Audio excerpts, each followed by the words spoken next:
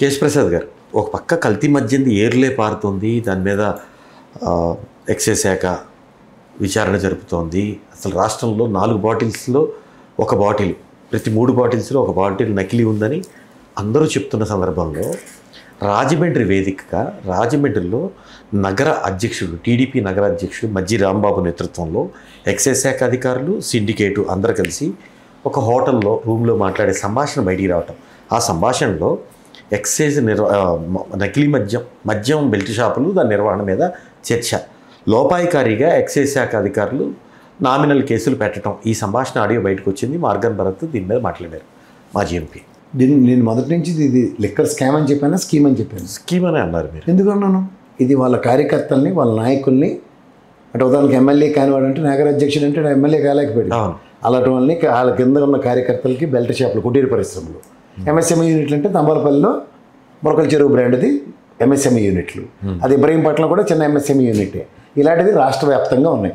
ఈ 2 దొరికాయి కాబట్టి మిగిలిన వాటికి చేతావనీళ్ళు ఇచ్చారు ఎక్కడ జరగకుండా. ఇప్పుడు 4 రోజుల పాటు దొరకవు. ఈ అరావడి చిన్న చితక అరెస్టులు, డైవర్షన్ పాలిటిక్స్.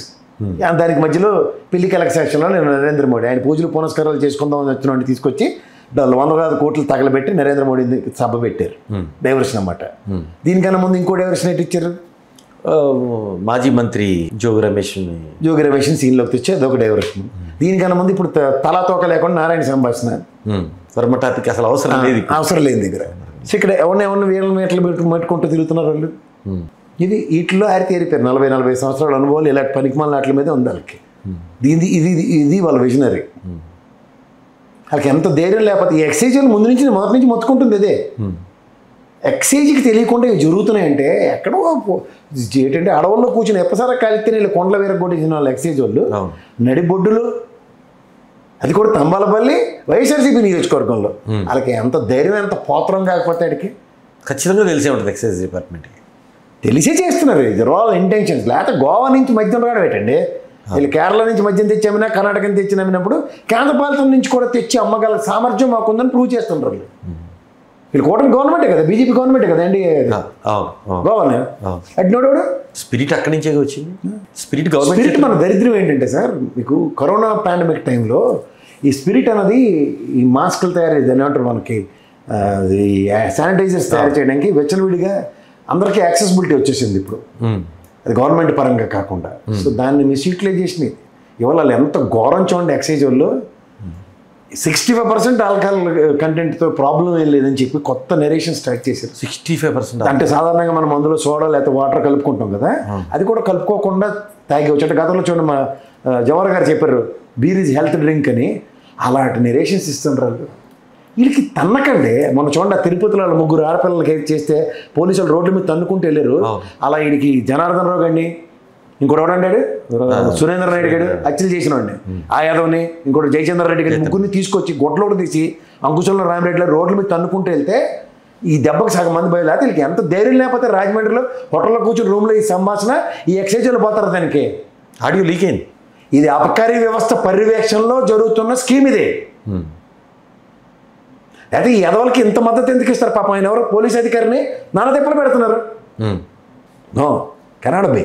ప్రజలు జడ్డి వాళ్ళను బాగా తెలుసుకున్నారు. వాళ్ళు ఎలక్షన్స్ ముందు పసుపు కుంకుమలు నడిది ఈసారి 50,000 1,00,000 రూపాయల స్కీమ్ ఉంటుంది నాకు తెలిసి ఎలక్షన్కి. ఈ సంక్షేమాలు ఏమోలే కదా. నెక్స్ట్ గవర్నమెంట్ రావాలంటే ఏడు చేయాలంటే 50,000 1,00,000 రూపాయల స్కీమ్ పెడతారు వాళ్ళు. ఆ విషయంలో నేనైతే మామూలు పడినాను. పసుపు కుంకుమ ధీటుగా ఈసారి ఈ నిరుద్యోగ భృతి 5 నెలలు ఇచ్చేస్తాం ఒకేసారి కన్సాలిడేటెడ్. ఇలాంటి అట్రాక్టివ్ మోడ్లు ఉంటాయి గ్యారంటీగా, నాకైతే డౌట్ లేదు. లాస్ట్ టైం 3 నెలలు ఇచ్చిన దానికే 6% పెరిగింది, 6.5%. 10-15% పెంచుకోవడానికి వాళ్ళ దగ్గర ఉన్న తెలివితేటలు ఇటుపక్కలు తెలియవు. ఖచ్చితంగా వేసేస్తారు వాళ్ళు డబ్బులు. అలా అయితే కదా సార్ డబ్బులు ఇటు లెక్కలు చూసుకుంటారు. అవుతుందా అని పాపం ఈ లెక్కలు చూపిస్తుంటారు. ఎవరా బాబు ఇంత కష్టం అది అని. వాళ్ళకి అయిపోయింది. ఎఫ్ఆర్బిఎం లిమిట్ని స్లాష్ చేస్తారు. లాస్ట్ క్వార్టర్ తీసుకొచ్చి పందేరం పెడతారు. నా దృష్టిలో వీళ్ళు అదే స్ట్రాటజీ. అప్పుడు దాటిందని గొడవ చేశారు వీళ్ళే. ఎఫ్ఆర్బిఎం దాటితే ఏం చేయగలిగారు అవతలు? అలా తిరిగి సమాధానం చెప్పారా? 5 ఏళ్ళు గుట్టుగా పరిపాలించుకుని పోయాడు ఆయన. వీళ్ళు చెలరేగిపోయారు. ఆయన మనశాంతిగా పరిపాలించలే. ఇప్పుడు వీళ్ళు వచ్చి వీళ్ళు ఇష్ట రాజ్యం వీళ్ళు చెలరేగిపోతుండ్రు. అంటే నరేంద్ర మోడీని తెస్తారు ఇక్కడికి తెచ్చి మా ప్రధానమంత్రి గారని చెప్పి 100 కోట్లు తగలెడతారు ఆసనాలు వేయడానికి, మళ్ళీ పునఃశంకుస్థాపనలకి. ఇప్పుడు నేను కర్నూలు ఆయన పూజ పునస్కారం చేసుకుంటామని కూడా తీసుకొచ్చి మళ్ళీ సభెట్టి 100 కోట్లు. అలా ఎంత తెలివైన వాళ్ళు చూడండి. కర్నూలుకి బెంచ్ వస్తుంది హైకోర్టు. అది విభజన హామీలు 2014 అవును. 2014 నుంచి దాని బెంచ్ ఇప్పుడట నరేంద్ర మోడీ వచ్చి బట్టన్ నొక్కుతాడట. మీకు మీరే సేటర్ బాబు. ఈ మధ్యలో మనోడు మీరు ఎప్పుడైనా సరే స్వామివారి సన్నిధిలో చూడండి జైవిజయలు ఉంటారు. అలా నేను ఫస్ట్ టైం నేను చంద్రబాబు నాయుడు గారు నేను పవన్ కళ్యాణ్ని శివుడి సన్నిధిలో జైవిజయల్లో చూశాను. మోడీ కట్టుపక్క ఇటుపక్క చేతి వీళ్ళకి వెళ్ళేసాడు సార్. వీళ్ళకి ఏదైనా చెల్లుబాటు అవుతుంది, వీళ్ళకి ఏదైనా జరుగుబాటు అవుతుంది. నేను ఇక్కడ విశ్లేషించుకుని కంటసా సార్. ఇది అమాయకుడైన జగన్మోహన్ రెడ్డి అంటే ఇందాక మనం మాట్లాడుకున్నట్టు నాయకుడు లేని సమాజం సృష్టిస్తాను దగ్గర ఆ సినిమా సారాంశం ఏంటంటే ప్రజలు తిరగబడ్డారు. ఈ ప్రజలు ఇలా మండిపోవడంలో ఉంటే నాయకుడు లేని సమాజం కాదు, ఇలాంటి దిక్కుమాల నాయకులు కావాలి, సమాజమే కావాలి వాళ్ళకి. మమ్మల్ని ఎవడైతే మోసం చేస్తాడో గొర్రె కసావండి నమ్మినట్టు ఆయనే నమ్ముతాం మేము. ఇది జగన్మోహన్ రెడ్డి గుణపాఠం చెప్పారు ప్రజలు. నువ్వు ఇస్తే నీ జేబులో డబ్బులు ఇచ్చావా?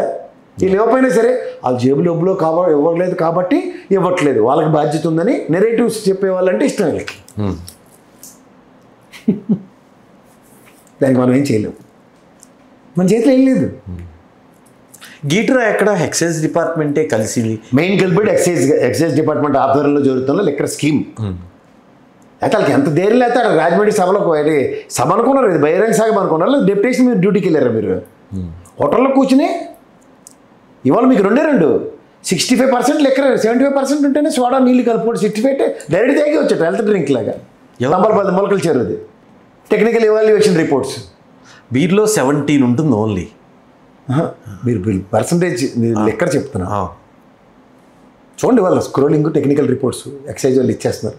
అది విని పేద ప్రజలు అంటే కొద్దిగా చదువు రాని వాళ్ళు, కొద్దిగా లోక జ్ఞానం లేని వాళ్ళు విశ్లేషించుకోకుండా దాన్ని పర్టికులర్గా చూడకుండా ఫాలో అయిపోయి తెలియకడుతున్న గత ప్రభుత్వంలో క్యూఆర్ కోడ్ స్కాన్ చేసి లెక్కర్ బాటిల్ అమ్మేవారు. ఈ ప్రభుత్వంలో ముఖ్యమంత్రి క్యూఆర్ కోడ్ స్కాన్ చేసి చూపిస్తుంది మనకి, ఒకటి అవక ఒకటి అయినట్టు. ఏంటి సార్ ఇది? ఇంతకన్నా దౌర్భాగ్యం ఉంటుంది ఎవరికైనా? మనం అంత వెర్రివేదంలో అయితే వాళ్ళు ఎంత ఇష్టరాజ్యంగా ప్రవర్తిస్తారో చూసుకోమని ఉండవు సరే. వాళ్ళ ధైర్యం చూడండి, ఏం జరగదు, మమ్మల్ని ఏమి చేయలేరు 5 ఏళ్ళు. అదే వాళ్ళ ధైర్యం.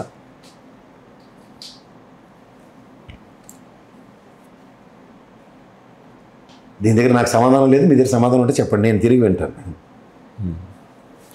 అంచేత రాజమండ్రిలోనూ పెడతారు, ఇది ప్రతి నియోజకవర్గంలో పెట్టుంటారు. అక్కడ భరత ఇరుబాగులుడు కాబట్టి రికార్డ్ చేసి మన ప్రజలకు వినిపించాడు. మిగిలిన వాళ్ళు వైఎస్ఆర్సీపీ వాళ్ళు నిద్రపోతున్నారని అర్థం. ఇది రాష్ట్ర వ్యాప్తంగా జరుగుతుంది, ప్రతి నియోజకవర్గం ఖచ్చితంగా జరుగుతుంది.